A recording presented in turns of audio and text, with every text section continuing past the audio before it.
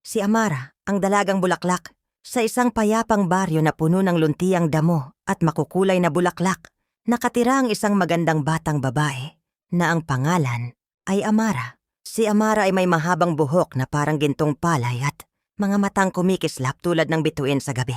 Mahilig siyang tumulong sa mga hayop, magtanim ng bulaklak at umawit habang naglalakad sa bukid.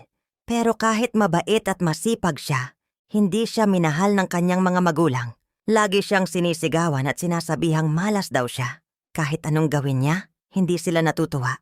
Isang araw malungkot na sinabi ng kanyang ina, Umalis ka na, Amara.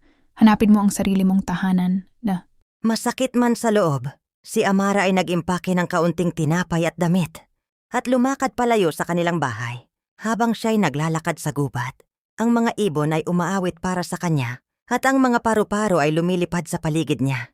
Nasaan kaya ang aking tunay na tahanan? Tanong niya sa hangin.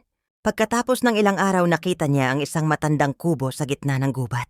Lumabas ang isang matandang babae na si Lola Tala. Mabait si Lola.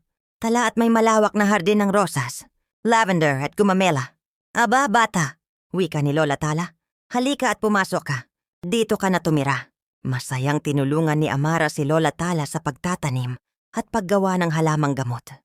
Ang mga tao sa baryo ay nagsimulang pumunta sa kanila para magpagamot at makinig sa mga kwento ni Amara. Lahat ay humanga sa kabaitan niya. Mula noon si Amara ay tinawag na dalagang bulaklak. Dahil saan man siya magpunta, namumulaklak ang paligid at napapasaya niya ang lahat.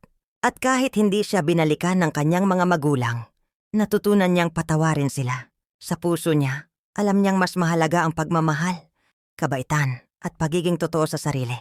At doon sa lumang kubo sa gubat, si Amara ay namuhay ng masaya, kasama si Lola Tala, ang mga hayop, at mga bulaklak habang buhay. Thank you for watching.